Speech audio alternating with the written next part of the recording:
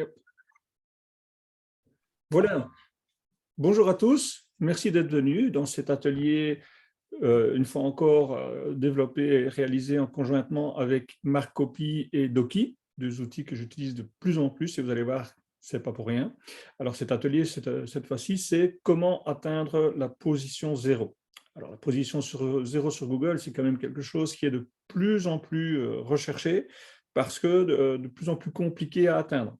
À savoir que la position 0, c'est aussi un des outils utilisés par les GSM. Quand on pose des questions à son GSM, c'est là-dedans que Google et les outils en général vont chercher l'info. Donc, que ce soit sur Alexa d'Amazon, que ce soit Home de Google, en grosse généralité, c'est là où ils vont aller puiser leur information. Être présent là, ça a l'avantage que l'interlocuteur ou plutôt l'utilisateur va entendre « ce message vous a été proposé par la société Web Solutions Web ou la société XYZ » de manière à faire un peu votre pub. Même si les gens ne cliquent pas et n'arrivent pas sur votre site, puisque Google est devenu un moteur de réponse, donc il donne déjà la réponse, ça fait votre publicité.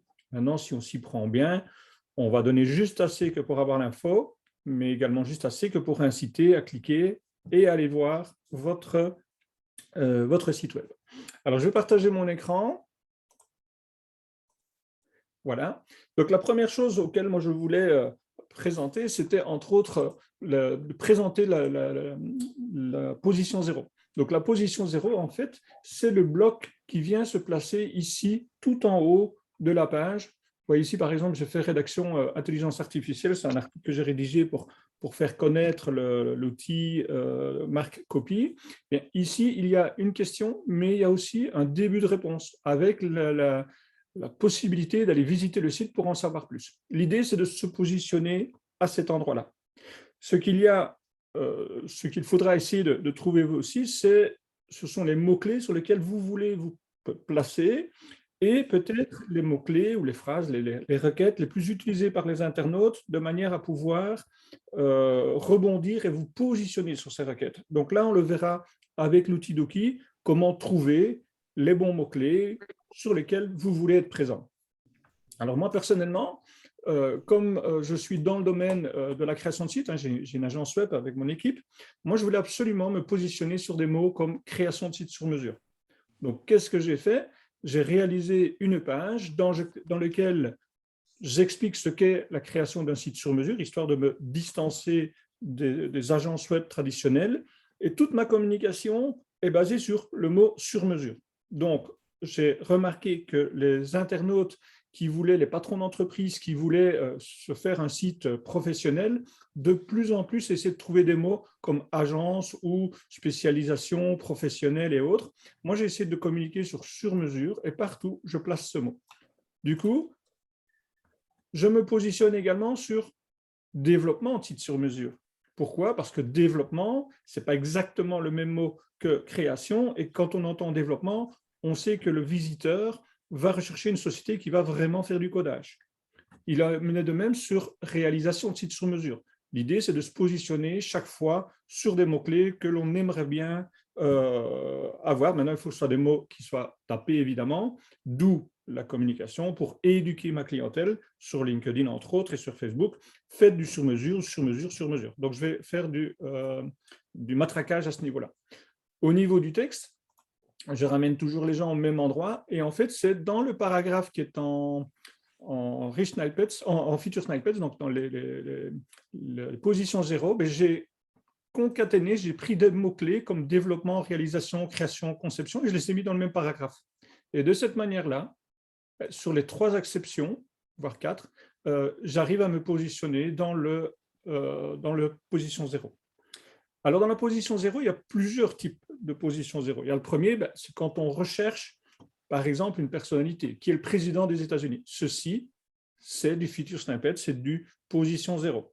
Si on recherche la hauteur du Kilimandjaro, même chose, Google étant un moteur de réponse, maintenant, on n'a plus besoin de visiter le site, il donne directement la hauteur du Kilimandjaro. Mais le but, si vous vendez quelque chose, un voyage ou vous avez une maison d'hôte à côté du Kilimandjaro, il est important d'essayer de se positionner pour répondre à ces questions.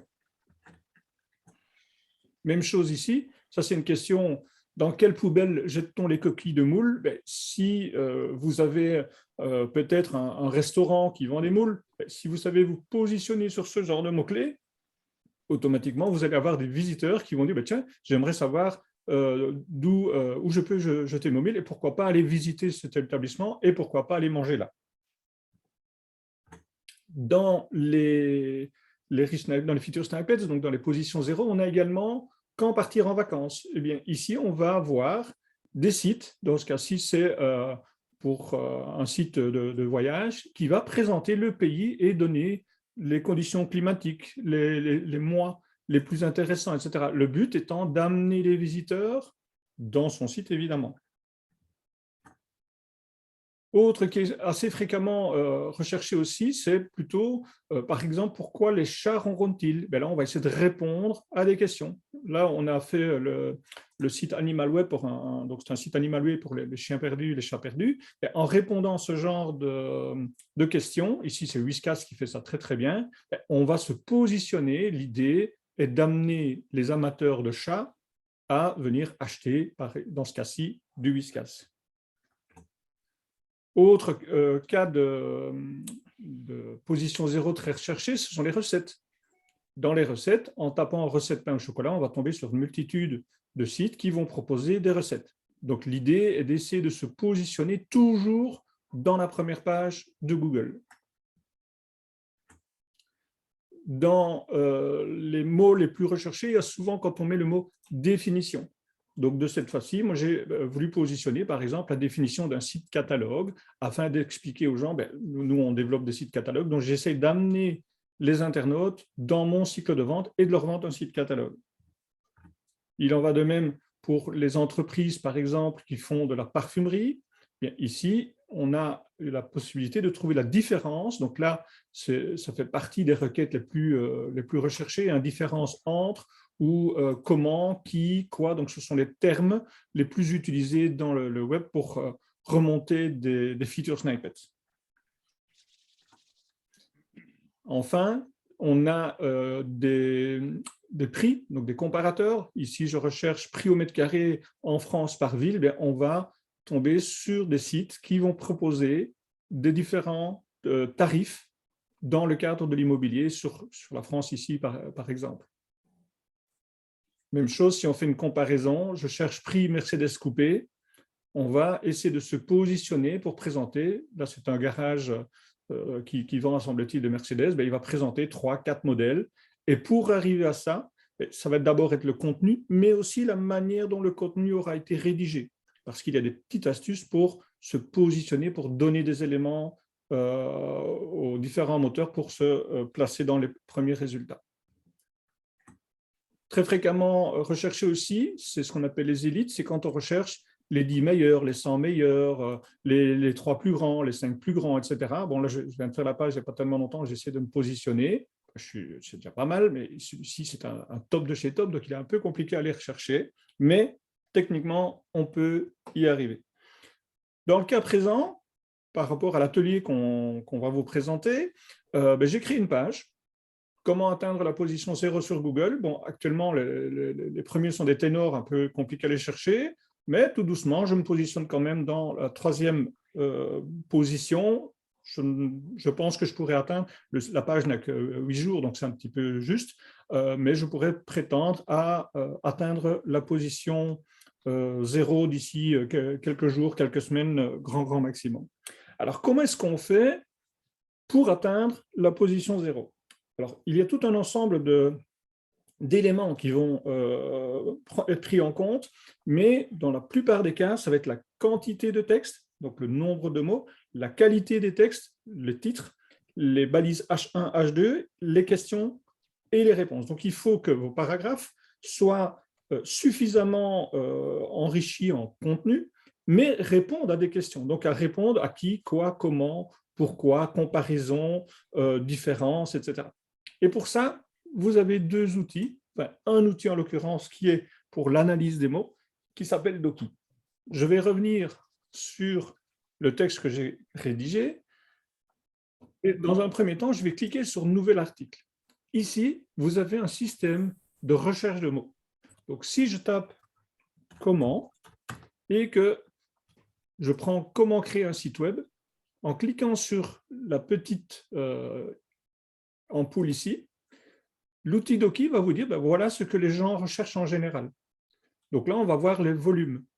Et dans ces volumes, on va pouvoir identifier des mots-clés, des locutions, et aller visiter ce site, visiter cette requête.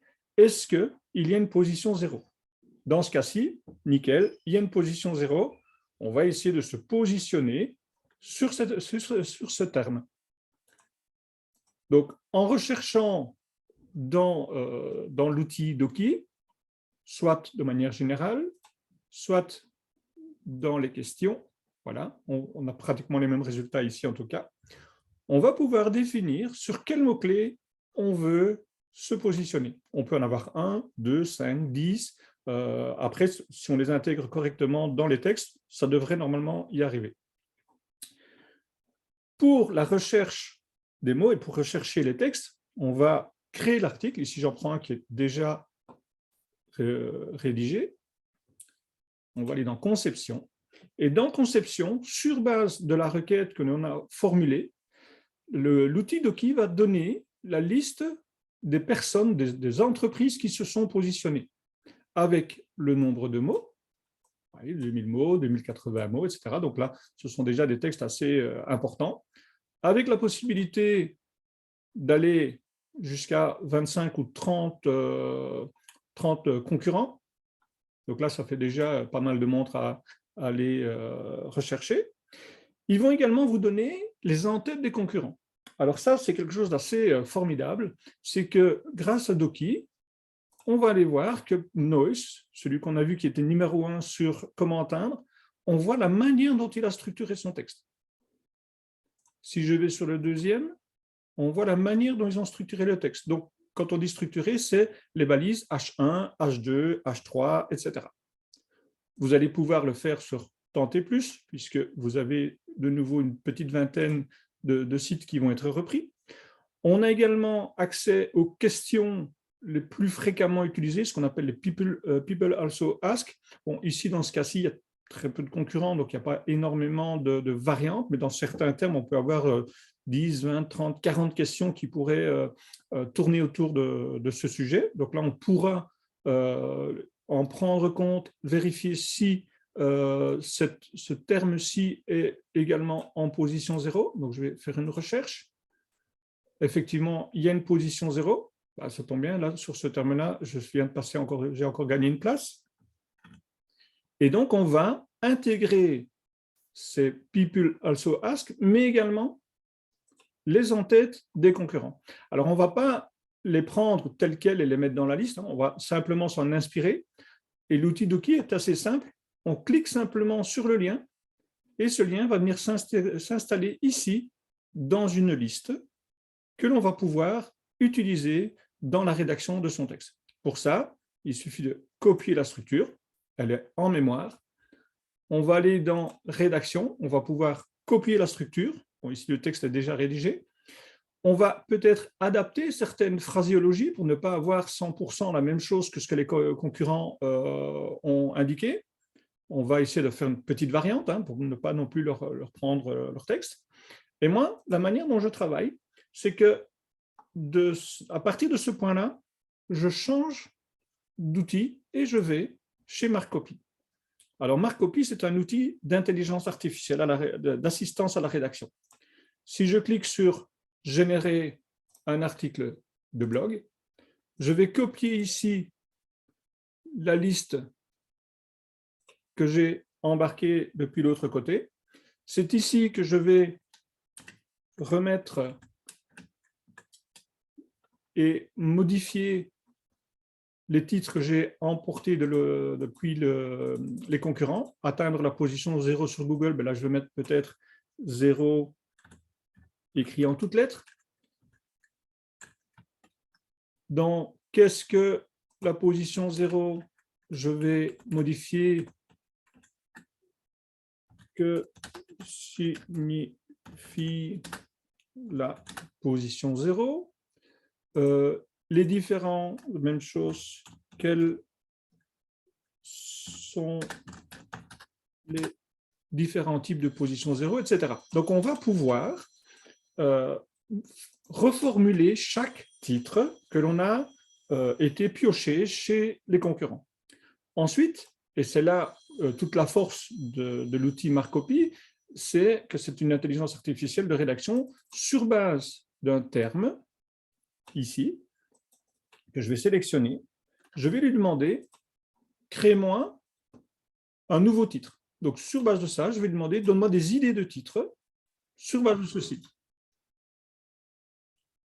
L'outil va aller fouiller le web et il va me donner certaines données, certains types de sites qui pourraient être positionnés dans votre texte.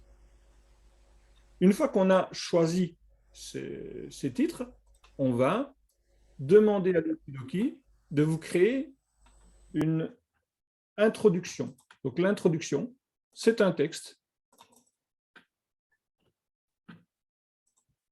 Et là, de nouveau, il va vous donner 2, 3, 5 variantes de texte liées au texte sélectionné. Donc, par exemple, si je prends la position et la première position sur Google, hop, il vient de me préparer un texte dans lequel il explique ce qu'est la position 0.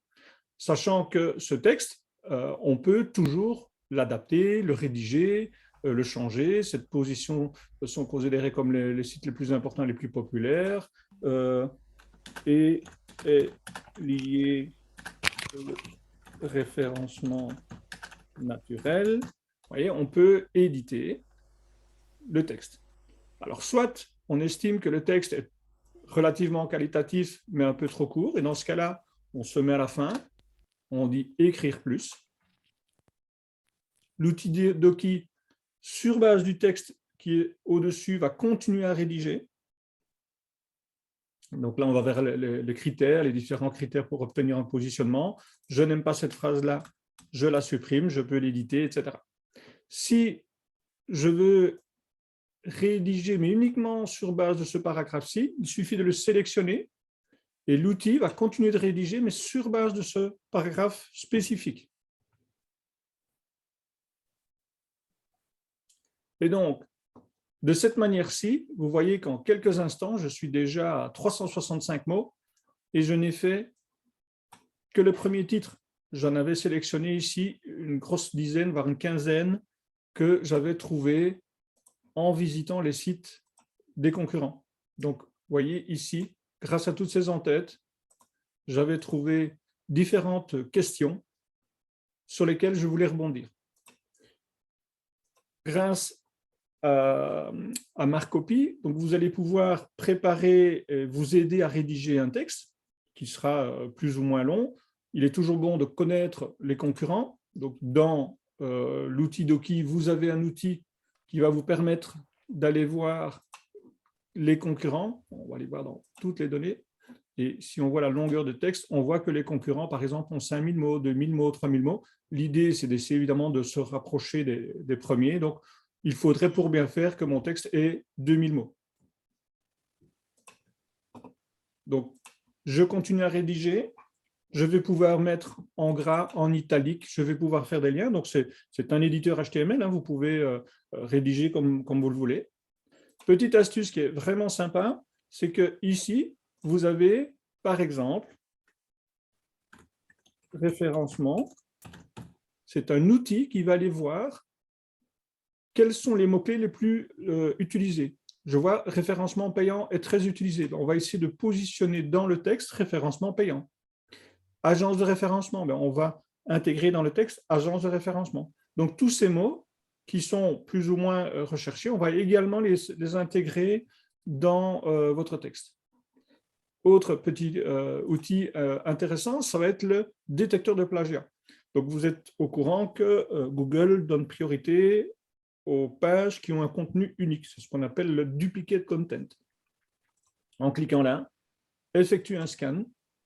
L'outil Marcopy va aller vérifier ce qui se passe sur le web et il va voir que dans ce texte, enfin dans le texte qu'on vient de rédiger, il y a un tout petit peu de plagiat sur ce site-ci. on est à 5% de plagiat. Donc là, c'est en quasi temps réel. Alors pourquoi est-ce qu'il y a 5%? C'est tout simplement parce que il y a très peu de texte et celui-ci, on ne va pas réinventer la roue. Il n'y a pas 50 manières d'expliquer ce qu'est la position 0. Plus votre texte sera long, moins il y a de chances d'avoir de duplicate, puisque l'intelligence artificielle, au moment où il vous propose du texte, il fait déjà l'analyse et supprime le duplicate content. Donc ici, on a rédigé un certain nombre de mots, on a déjà optimisé le contenu, on sélectionne la totalité, on fait copier et on revient dans Doki. Et dans Doki, on va placer son texte. Et là, il y a un petit outil qui est vraiment sympa dans Doki, c'est qu'on va pouvoir vérifier est-ce que ma balise title est bien optimisée? Est-ce que ma métadescription est suffisamment optimisée? Ma balise H1. Donc ici, je vois que la balise H1, le texte a été volontairement adapté. Évidemment, ce n'est pas exactement celui qui est en ligne. On va pouvoir améliorer. Donc là, on va mettre le mot 0 puisque je voulais me positionner là-dessus. Je vais ajouter sur Google. Et de cette manière-là, vous voyez que de manière automatique, le système va changer, il va recalculer.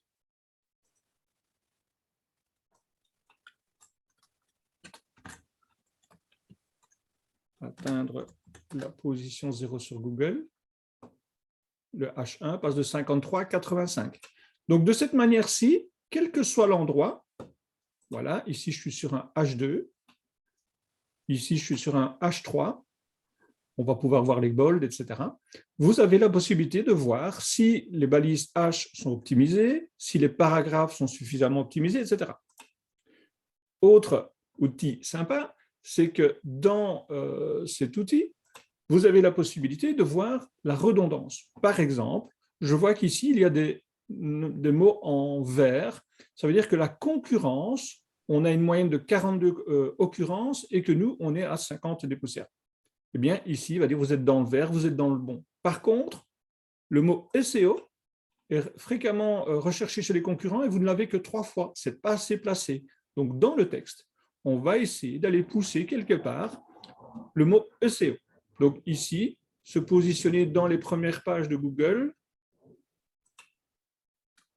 en référencement naturel SEO.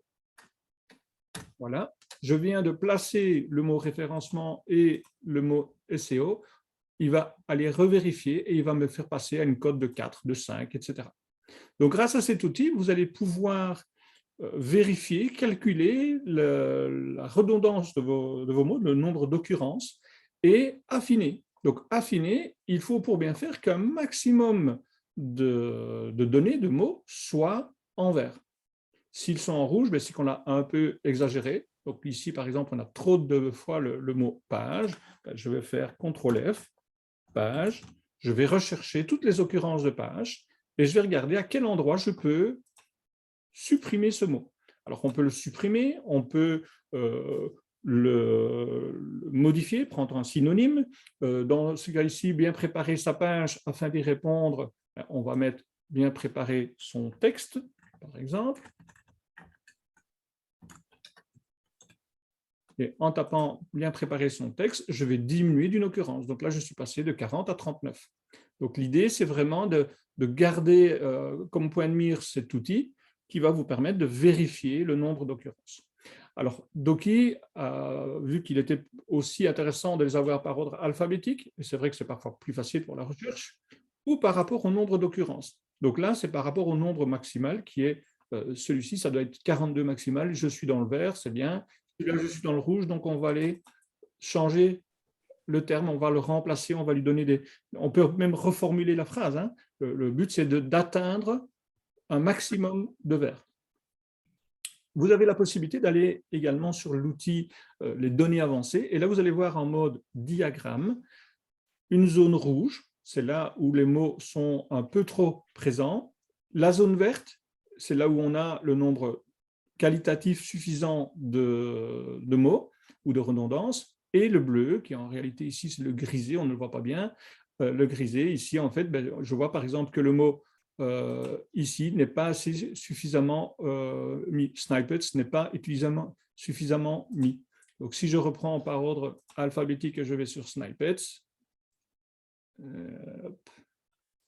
voilà, Snippets, effectivement, les concurrents ont utilisé en moyenne 9 fois le mot, et dans mon texte ici, il n'y est que 4 fois.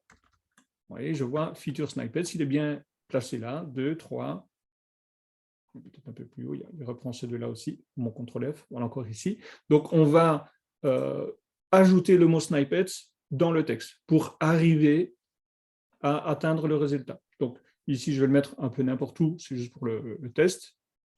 Voilà. Optimiser les snippets. Et hop, ici, on va voir, on va gagner, hop, je viens de gagner une occurrence. On va en gagner une deuxième, une troisième, une quatrième. On va essayer vraiment de formuler ça de manière à remonter au niveau qualitatif et quantitatif le nombre de mots. Alors, petite astuce aussi, et ça c'est ce que je viens d'essayer, que j'ai testé avec l'outil, c'est de faire un index. Donc, comme vous avez publié plusieurs titres, on va aider les internautes, mais également les moteurs de recherche, à accéder à ces pages. Donc, si je regarde ma position, comment atteindre la position 0, voilà, ici je l'ai en plusieurs formats. Bon, ça, c'est la version AMP, parce que l'AMP fonctionne assez bien. Quand on arrive sur le site, j'ai chaque fois mis les titres et j'amène les gens, j'amène les moteurs à la bonne page. Donc, ceci, indépendamment d'aider les moteurs et d'aider les internautes, c'est aussi une manière de replacer une fois encore vos titres. Donc là, toutes les questions que l'on se posait plus bas, on les repose de nouveau d'entrée de jeu dans les premiers paragraphes. Ça aide aussi à améliorer sa visibilité. La preuve en est, c'est que cette page a à peine 8 jours, elle est déjà positionnée.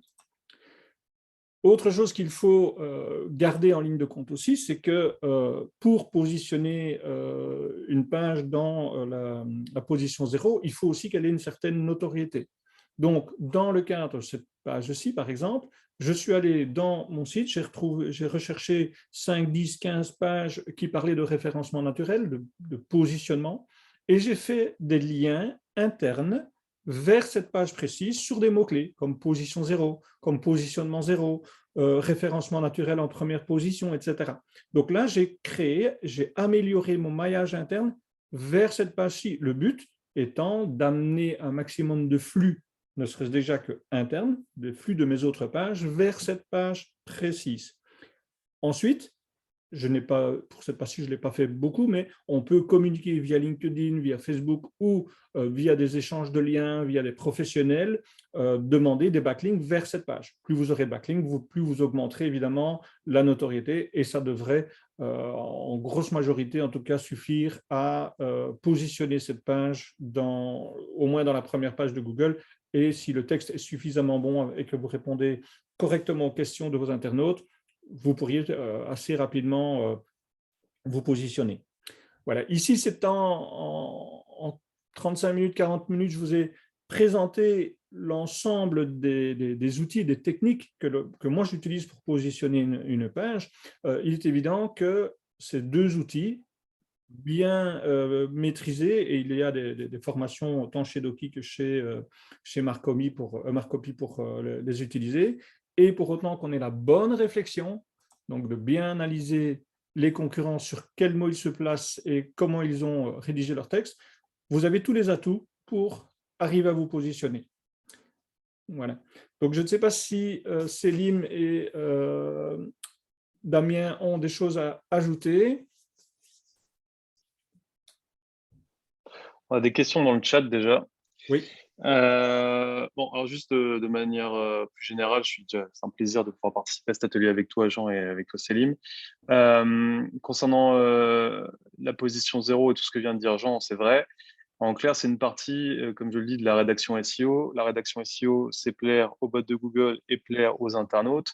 Et du coup, Google, peu importe les changements d'algorithme qu'il y aura toujours des changements d'algorithme, mais personne ne pourra savoir comment l'algorithme va évoluer. Par contre, il y a quelque chose qui ira toujours dans le même sens, c'est l'expérience utilisateur. pour Google, le principal, c'est de toujours donner les réponses le plus rapidement possible. Jean, je crois que c'est toi qui Ah non, c'est pas de chez toi. Voilà. Mais le but, c'est de donner la réponse la plus rapidement possible aux internautes et c'est aussi le but de la position zéro.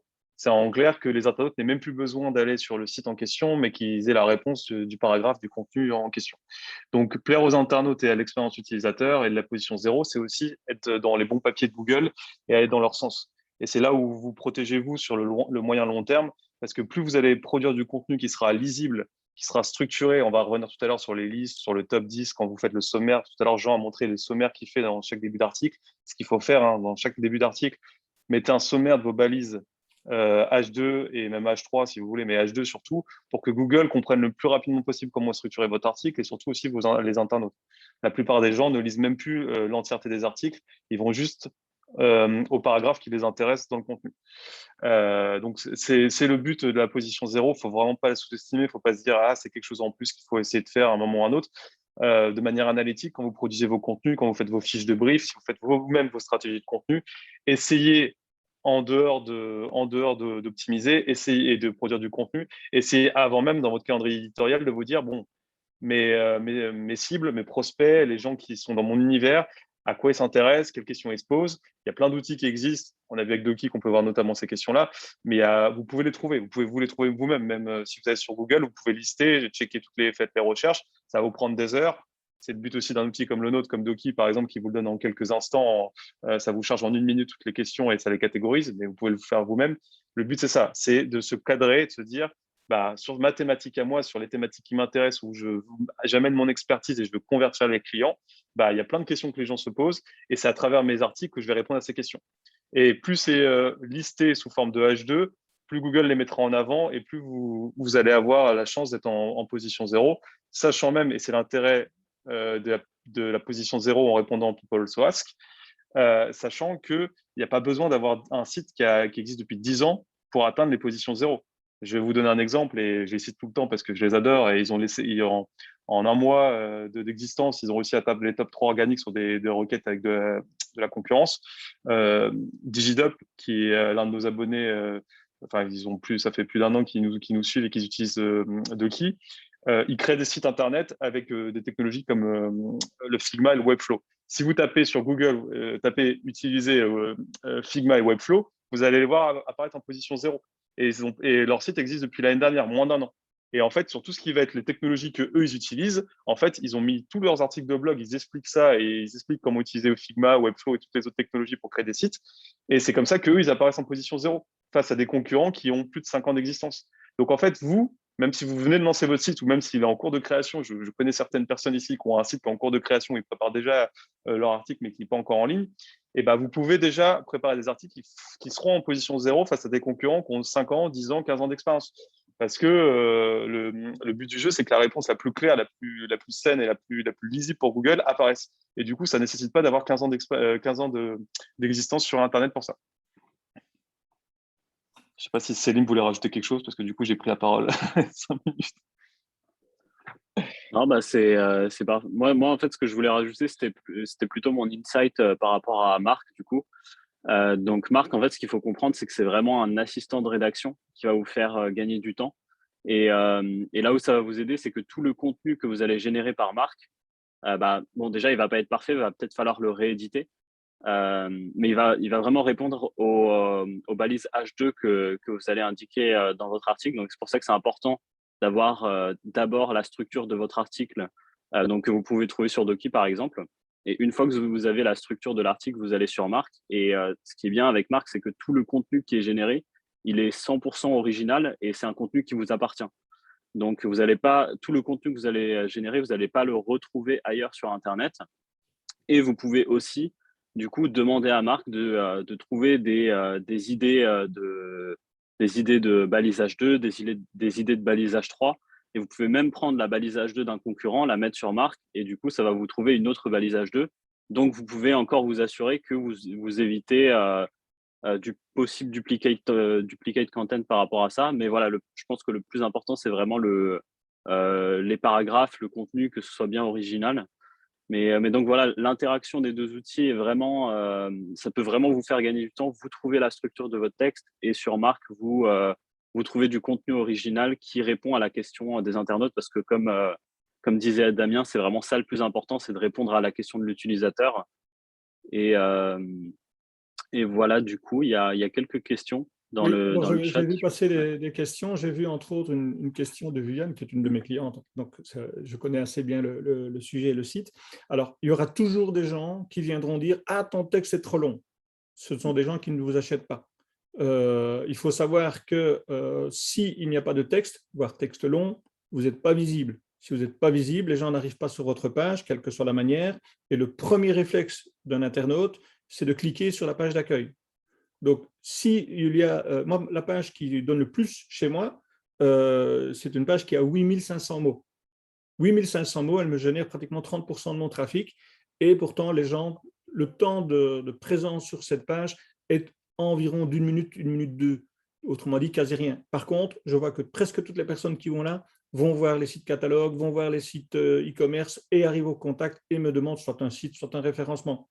Donc, il faut s'extérioriser de tous, des gens, des amis, comme je les appelle, qui viennent et qui vont dire « Ah, ton texte est trop long, ton texte est trop long ». C'est des gens qui n'ont peut-être même pas fait la recherche. Ils sont venus par la page d'accueil et ils sont allés visiter votre site et ils ont commencé à le lire. Ce n'est pas tellement le but. Il y aura des internautes qui vont lire votre texte, pour autant qu'il soit qualitatif, évidemment, parce qu'il ne faut pas faire du texte pour faire du texte. Mais ce texte a pour première valeur d'attirer des nouveaux visiteurs grâce aux mots-clés qu'il génère. Donc, si on n'a pas ces textes, ben, on risque de ne pas être bien positionné. Deuxième question, ça c'est, je pense que c'est Florence, j'ai vu passer la demande, mais je ne sais plus exactement qui c'était. Combien de temps une page met-elle pour être rankée? Je vous ai montré la page comment se positionner sur Google. Je l'ai faite le jour où on a décidé de réaliser l'atelier, donc il y a une dizaine de jours. 24 heures après, elle était indexée. 3 jours après, elle était dans le top 5. C'est principalement le moyen que vous donnez de l'optimiser au niveau contenu, mais aussi d'aller la déclarer chez Google. Soit vous attendez que Google passe un jour peut-être sur votre site, soit vous allez dans la Search Console et vous ajoutez cette page en disant à Google « Merci d'indexer la page rapidement », soit vous faites un backlink sur des sites ayant une bonne notoriété, et en général, ces sites, ça peut être des sites de petites annonces, ça peut être pas mal d'outils. Comme ces sites sont fréquemment crawlés par Google, Google va très rapidement passer sur le lien qui amènera vers votre site et va l'indexer. Sinon, il existe des outils d'indexation qui sont payants, qui permettent d'aller plus vite pour indexer une page. J'avais également vu une autre question, c'était au niveau des duplicate content, c'était par rapport aux balises hash. Alors, il est évident que par exemple, comment créer un site web, c'est un H2 fréquent et vous allez tomber sur 150 personnes qui vont le faire. Donc, oui, il est très probable que certaines balises titres ou sous-titres, donc H1, H2, H3, soient très similaires, voire exactement les mêmes que chez vos concurrents. Mais si votre texte, lui, est beaucoup plus large, plus grand, mieux formulé, etc., vous allez avoir peut-être 3, 5 mots similaires sur 1000 mots, 2000 mots, 3000 mots. Donc là, le duplicate content va être quasi insignifiant. Quand on parle de duplicate content, il faut quand même expliquer les choses, c'est quand deux textes sont exactement les mêmes ou très très similaires et que les moteurs de recherche passent sur les deux. Pourquoi devrait-on mettre en avant un texte alors que ce texte existe déjà dans l'index de Google depuis bien longtemps? Donc le duplicate content ne va pas vous pénaliser dans le sens de vous blacklister, parce que j'ai entendu beaucoup de bêtises à ce niveau-là. On n'est jamais pénalisé pour un duplicate content, on n'est juste pas favorisé. Ça veut dire que votre page sera simplement pas bien mise en avant sur certains mots parce que l'autre était avant vous. Ça s'arrête là. Donc ici, à partir du moment où vous rédigez un texte et qu'on est entre 20 et 30% de duplicate content, surtout dans des articles avec des recherches, avec des commandes, des qui, des pourquoi, et on aura toujours une certaine similarité avec des pages existantes. Alors, je vois encore d'autres messages qui arrivent. Les sites pour indexer ces outils sont-ils payants? Oui. Alors, Juste, oui, je vais juste donner. Oui, tu bien, j'avais pas de temps en mute. Tu m'entends bien, Jean, d'accord? oui, oui, entièrement. Ouais. Sur une astuce, parce que tout à l'heure on parlait du listing, tu parlais du sommaire. Je vais juste prendre parce que j'ai vu le cas. Je vous assure que je n'avais pas préparé le truc. C'est juste qu'en voyant la démo du coup de Jean, je l'avais pas vu. Je partageais juste mon screen pour qu'on le voit bien. Je sais pas si on l'avait vu dès le départ, mais au moins je vais vous le montrer. Je pense qu'on est bon là. Si je mets ça, vous me dites si vous voyez bien mon écran. Oui. Ouais, c'est bon. En fait, vous voyez, juste sur Noise, parce que tout à l'heure, Jean nous a montré sur la requête position 0. Sur Noise, quand vous êtes sur Doki, vous voyez ce que j'ai vu tout à l'heure, il a mis pour comment choisir la bonne requête pour une position 0 dans son contenu. Donc, vous voyez la structure du concurrent. Vous voyez que sur Noise, ils ont listé, donc sur le H2, comment choisir la bonne requête pour une position 0, ils ont listé les étapes, les 4 étapes. Pourquoi ils ont fait ça? Parce qu'on pourrait dire qu'on fait que le sommaire et qu'on fait que les H2. Parce que même sur des H3, en listant une réponse à un H2 via des H3, ce qui va se passer, c'est que comment choisir la bonne requête pour une position 0, le résultat est que sur comment choisir une requête pour une position 0, du coup, comme ils ont listé et comme ils ont fait apparaître avec des chiffres, pour Google, c'est hyper clair. Pour eux, ils ont indiqué des étapes. Et du coup, c'est pour ça qu'ils les mettent en position 0. Donc, en répondant à à quelque chose qui est plus général, comment atteindre la position 0, ils ont réussi à produire un contenu où ils arrivent à se positionner sur une requête qui est encore plus longue traîne, qui est la requête pour la position 0. Et c'est comme ça qu'ils arrivent en position 0. D'où l'importance de toujours, peu importe que ce soit globalement ou même sur des H3, de mettre des chiffres, mais des listes. J'ai toujours aussi aux abonnés de Doki de faire des top 10, de faire des 5 façons de faire parce que ça donne envie de cliquer, mais ça ne donne pas qu'envie de cliquer. Ça rend aussi le texte plus lisible à la fois pour l'internaute, mais aussi pour Google. Un listing ou un tableau va être beaucoup plus mis en avant par Google parce que c'est plus clair, c'est plus lisible pour l'internaute et du coup pour Google aussi.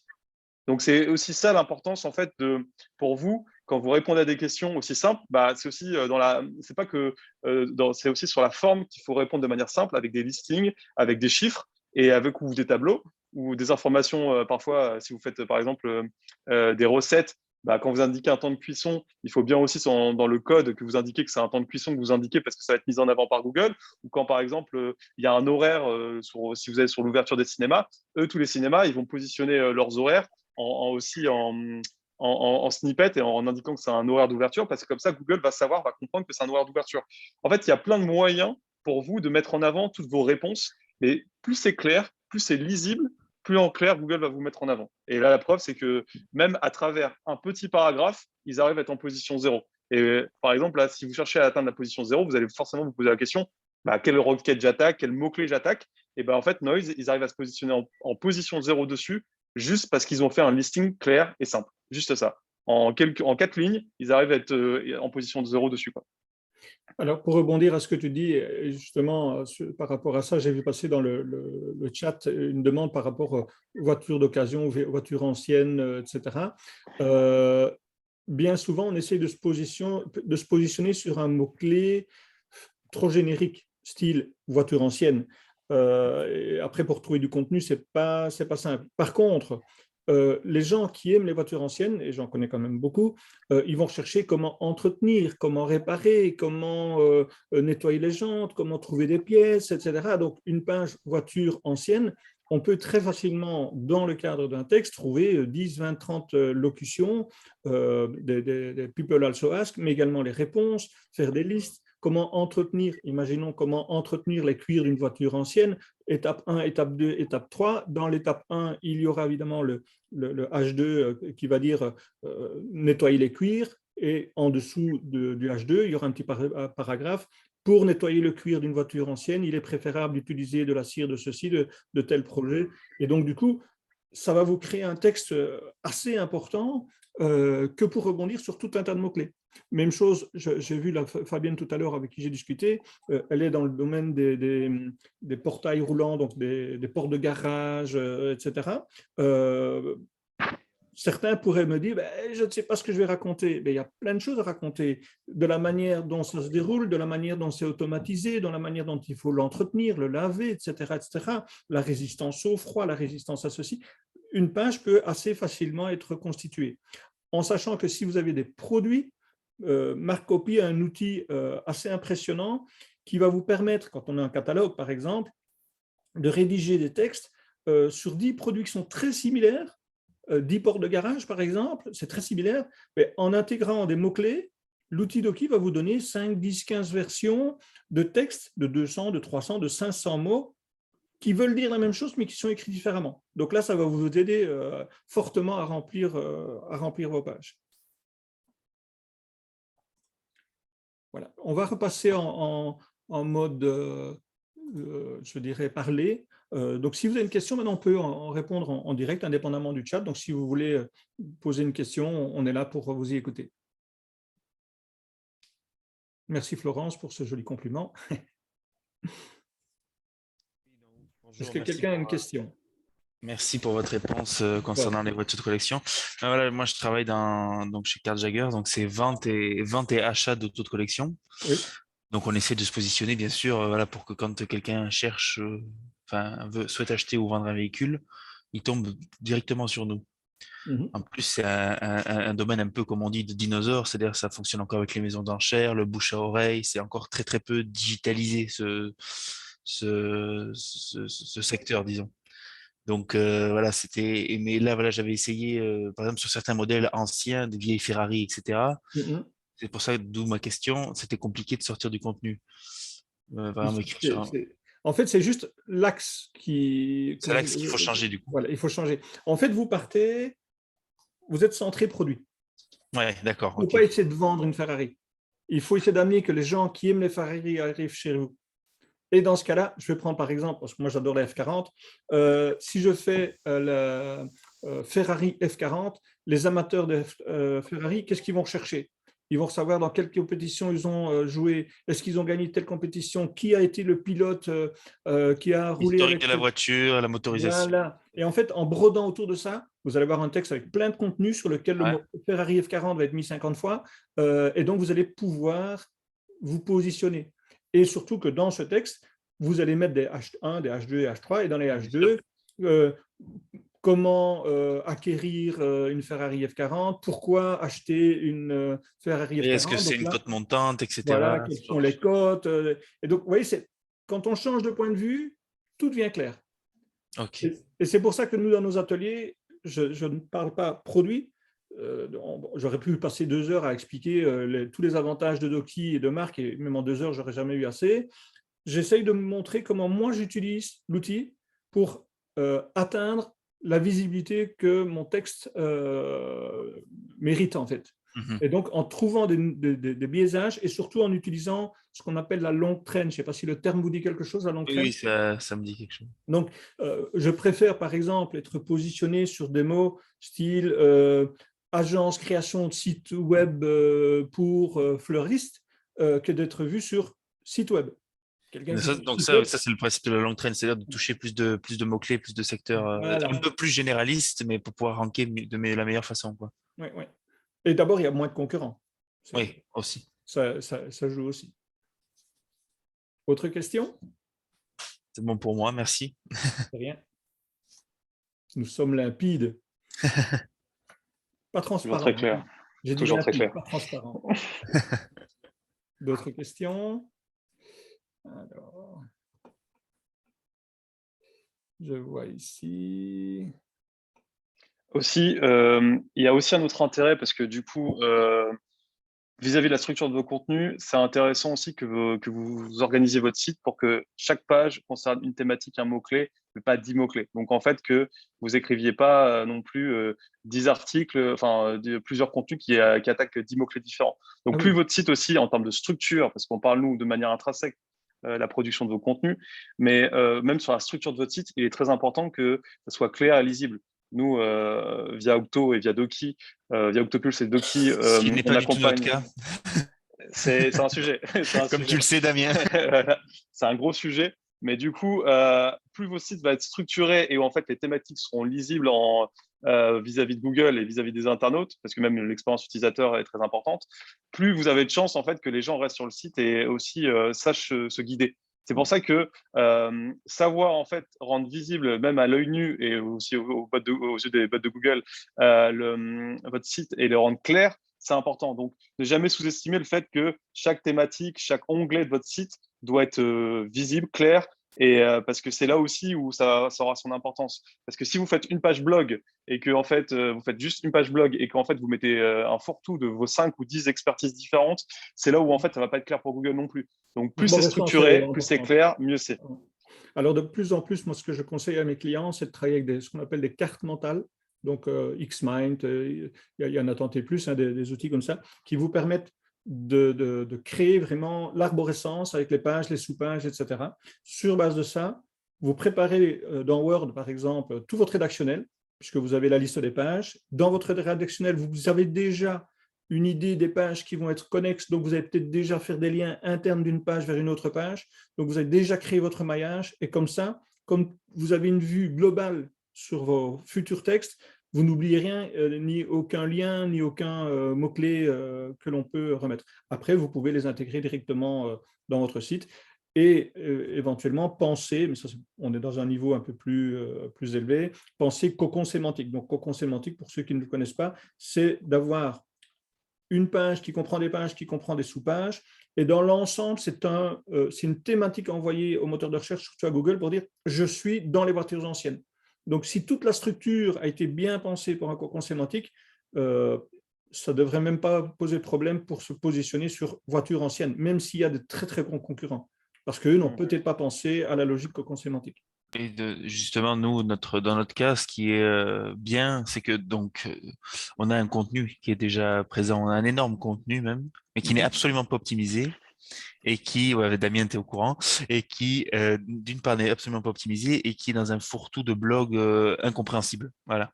C'était donc ça que Damien visait, c'était… Ouais, Il c'est n'y a, ça. y a pas que, hein, malheureusement, enfin, heureusement pour nous d'ailleurs, mais il n'y a pas que.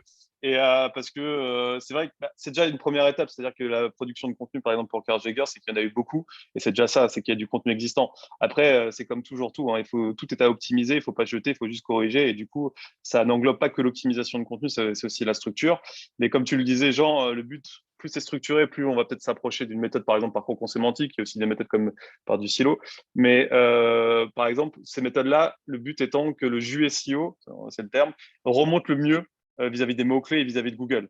Donc, plus là, je prenais tout à l'heure l'image, alors Jean a expliqué le cocon sémantique avec la page mère, fille et petite fille. En clair, c'est ce qui va faire que plus ça sera structuré et que ça remontera sur la même thématique, plus ce mot-clé sera impactant et du coup, plus la page centrale qui sera la page mère, elle va rassembler tout le jus SEO et remontera sur le mot-clé en question qui est ciblé, quoi.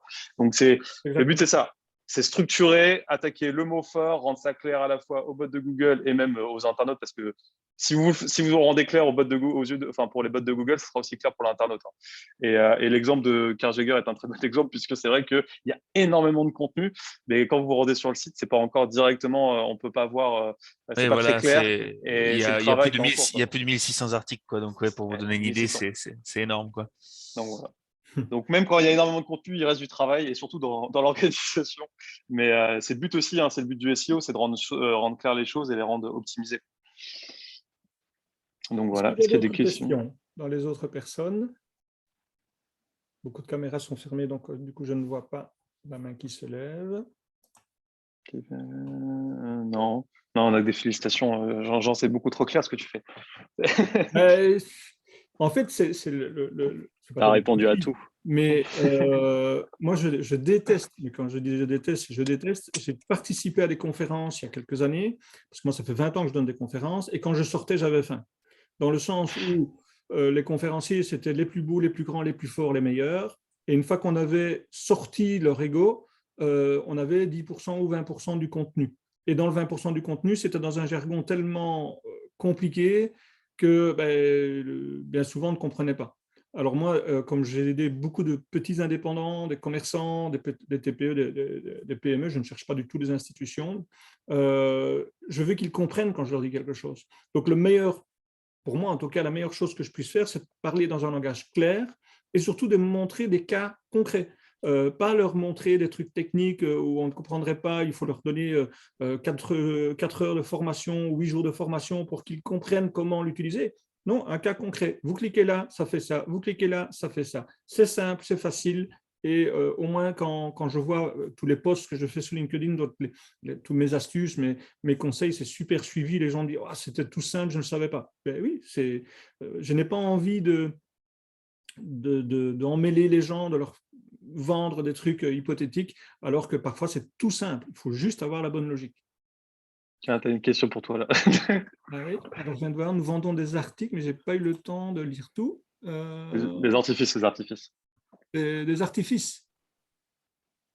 Alors, nous vendons des artifices. Est-ce que les termes de notre métier peuvent entrer en conflit avec la moralité des mots d'indexation? Non, il n'existe pas de réels termes mal utilisés. Il existe par contre un algorithme de Google qui est, que je me souvienne, c'est pour tout ce qui est médical et tout ce qui est finance. J'ai oublié le terme de l'algorithme. J'ai plusieurs clients qui ont été impactés. Donc, dès qu'on touche le côté médical, dès qu'on touche le côté argent, il y a un algorithme qui va filtrer, vous allez devoir prouver vos connaissances. Donc, par exemple, j'avais un client dans le domaine de tout ce qui était santé sexuelle, donc tout ce qui était problèmes érectiles, etc. Il avait un site où il y avait plus de 3000 visiteurs jour. Dès que Google est passé avec son nouvel algorithme, il est tombé à 150-200 visiteurs jour. Il n'a jamais pu remonter, malgré qu'il y avait des médecins. En fait, ce qui se passe, c'est que Google demandait des reconnaissances statutaires, parution au moniteur, des choses, mais abracadabrant pour dire votre site est éligible. Or, le problème, c'est que Google n'a pas visité tous les sites de ce style-là, et donc il y en a d'autres qui continuent encore à se positionner, alors que mon client, lui, a été, en fait, c'est pas même pas un client, c'est un voisin, a été impacté. Donc ça, c'était un des algorithmes compliqués. Maintenant, je n'ai pas connaissance que dans le domaine de l'artifice, il y ait des mots-clés qui soient interdits ou autres. Par contre, ce qu'il faut, c'est de rechercher les mots-clés périphériques avec le mot artifice. On parle de feu, mais on va parler de feu de Bengale, on va parler peut-être de pétard, enfin il y a tout un ensemble de mots qui sont peut-être périphériques ou de festivités, hein, d'événements. Il faut parfois rebondir sur des actualités pour trouver des nouveaux mots-clés. Donc, mais c'est jouable en tout cas. C'est Google Medic, l'algorithme, en 2018. C'était lequel? Google Medic. Bah, d'ailleurs, on a des gens qui ont la réponse dans le chat, Xavier et Stéphanie. Mais ouais, c'est Google Medic en 2018. Ouais, pour rebondir, bah, pareil sur ces mots-clés-là, parce que tout à l'heure, je ne sais plus qui avait posé la question, j'ai répondu dans le chat. Mais en fait, c'est très important de travailler sur la synonymie des mots-clés. C'est-à-dire que si vous allez ranker sur, là, par exemple, sur artifice, il va y avoir des mots-clés qui vont faire partie du cluster sémantique des artifices, qui vont être aussi importants que le mot artifice en lui-même. Et c'est ça aussi qui est important, c'est de ne pas ranker que sur un seul mot, mais c'est ranker sur l'ensemble des mots-clés qui appartiennent au cluster sémantique. Bon, moi, je suis bien au courant parce que dans Doki, vous retrouvez les clusters sémantiques en bas, c'est ce que vous avez vu avec la rosace tout à l'heure, et vous pouvez l'avoir sous forme de liste. Mais c'est de travailler ces mots-clés-là parce que plus vous êtes présent sur votre contenu, plus votre contenu est présent et contient ces mots-clés qui appartiennent au cluster sémantique en question, plus vous avez de chances de ranker. Parce que si vous rankez 1000 fois sur le même mot, ouais, ça va être considéré comme du spamming par Google. Et c'est ce que nous, on indique tout à l'heure, ce qu'a montré Jean, la suroptimisation. Et la suroptimisation, bah, OK, c'est mieux que la sous-optimisation où le mot-clé n'est pas assez présent et vous ne rankez pas dessus. Mais à force d'être que sur le même mot-clé, déjà, ça va être négatif parce que Google, à un moment, peut vraiment vous considérer comme du spamming. Bon, il faudra vraiment y aller fort, mais ça, c'est possible. Et c'est surtout que bah, en fait, vous mettez de côté le potentiel du cluster sémantique et des autres mots-clés qui sont proches et qui vous feraient ranker sur ça. Tout à l'heure, Jean en a parlé. C'était l'exemple de Jean. C'était sur création de site sur mesure. Création, il y avait le mot développement, réalisation. En fait, ces mots-là, voilà, ils appartiennent au même cluster sémantique. Et c'est ça qui permet à Jean d'être positionné, d'être en position 0 sur création, développement, réalisation de site sur mesure, parce qu'en fait, il a fait le travail des mots-clés dans son contenu. Donc, c'est important aussi de visualiser le cluster sémantique des mots-clés que vous visez et de ne pas vous limiter dans l'optimisation de votre contenu à un seul mot-clé. Essayez vraiment de visualiser quels sont les autres mots-clés qui sont liés à ce mot-clé ciblé, parce que c'est un potentiel pour vous, un potentiel en termes de gain de mots-clés, de gain de position et de trafic, mais aussi parce que vous ne savez pas, en fait. Vous ne savez pas comment réfléchissent les gens. Moi, je dis généralement que plus on est expert de son domaine, plus on est expert de son métier, plus on est aussi c'est risqué en fait de ne pas avoir assez de recul pour comprendre comment les prospects ou les cibles peuvent réfléchir ou peuvent formuler leur recherche sur Google. Vous connaissez, vous êtes maître de votre domaine, donc vous connaissez le mot-clé parfait, enfin vous connaissez le terme exact.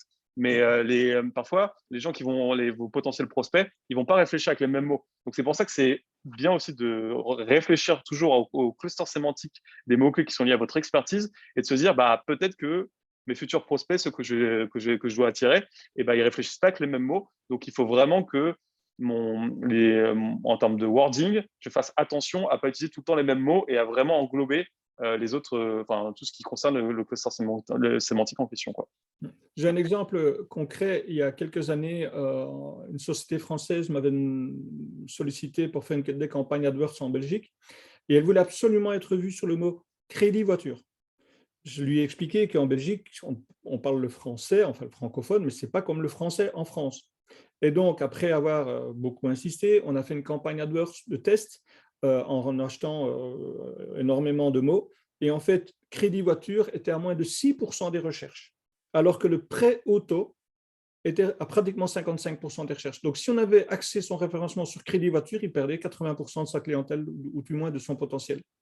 Donc, parfois, vous avez, dans votre jargon, comme le dit très bien Damien, on a des mots qui sont établis parce qu'entre nous, entre professionnels, on parle comme ça, mais vos clients ne sont pas obligatoirement des professionnels. Et eux, ils ont peut-être leur jargon, ils ont peut-être une autre manière d'appeler votre produit ou votre service. Donc, il faut rechercher via tout un tas d'outils. J'en ai encore publié il n'y a pas longtemps sur LinkedIn et il y en a prévu prochainement dans le domaine des synonymes. Il faut rechercher un mot ou une locution, quels sont les synonymes ou comment les gens pourraient éventuellement rechercher ce type d'activité. Donc, ça mérite d'avoir un petit pas de recul. Alors, je vais répondre à une question que j'ai vu passer tout à l'heure au niveau des tarifs. Alors, c'est vrai que c'est une question qui est importante. Le tarif de Doki et de Marc sont très acceptables quand on voit le retour potentiel que vous pouvez en ressortir. Franchement, c'est l'investissement très vite rentabilisé. Donc, je vais laisser Damien présenter les tarifs de Doki et Céline présenter les siens. Donc, Damien, tu peux dire un petit rappel sur le… Ouais, avec les cadeaux en plus pour tous les participants. Exactement, mais en clair, ça va dépendre du nombre de contenus. On a une formule personnelle. Alors, je vais vous partager l'écran directement, ce sera plus simple. Mais en clair, vous allez avoir du team ou du personnel et vous allez pouvoir soit prendre mensuellement où il y a du sans engagement, soit prendre un abonnement annuel, vous payez en one shot, mais au moins la réduction est plus forte. Et forcément, après, du coup, Jean vous partagera son code. Ça doit être Jean 15 et Jean 25, si je dis pas n'importe quoi. Je vais juste partager. Et on est bon.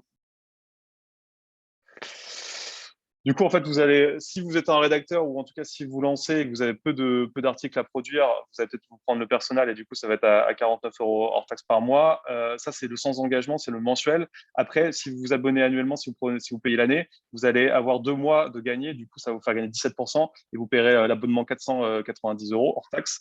Mais avec le code de Jean, vous allez avoir 15% dessus. Le même fonctionnement pour le team où il y aura plus de contenu, où vous serez en équipe. Vous aurez aussi l'intégration de la Google Search Console avec le monitoring, donc très important pour voir qu'est-ce qui fonctionne comme article ou pas. Ça, c'est du coup plus pour les startups ou les PME. Et vous allez payer 149 € sans engagement par mois. Et si vous prenez à l'année, vous allez gagner 2 mois, sachant qu'en plus, vous pouvez rajouter le code de Jean pour avoir une offre avec une remise dessus aussi. Voilà. À savoir que le code pour le personnel, donc c'est Jean 15 et l'autre, c'est Jean 25. Et Jean 25, vous avez 25% sur la version team pour les équipes. Exactement. Merci Damien. Célim. Vous m'entendez, c'est bon? Oui. Super. Ce qui est bien avec les tarifs de Marcopy, c'est que ça suit un peu les tarifs de Doki. Donc, par exemple, sur le plan de Doki à 49, ça inclut une dizaine d'articles par mois. Tu sais partager ton écran? Tu sais partager ton écran? Ouais, alors je vais partager mon écran. Hop.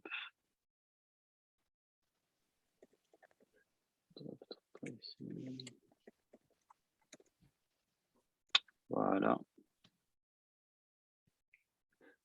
Vous voyez mon écran, c'est bon? Oui. Ok, super.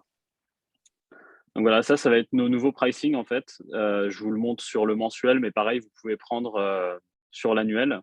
Donc, en gros, vous avez le plan, nos tarifs commencent à 49. Donc, ici, le plan à 49, ça va comprendre une dizaine d'articles de 1000 mots dans le mois. Donc, voilà, il y a 20 000 mots disponibles. Donc, on parle en nombre de mots parce que c'est de la génération avec l'IA. Mais en gros, 20 000 mots, ça vous permettra d'écrire une dizaine d'articles.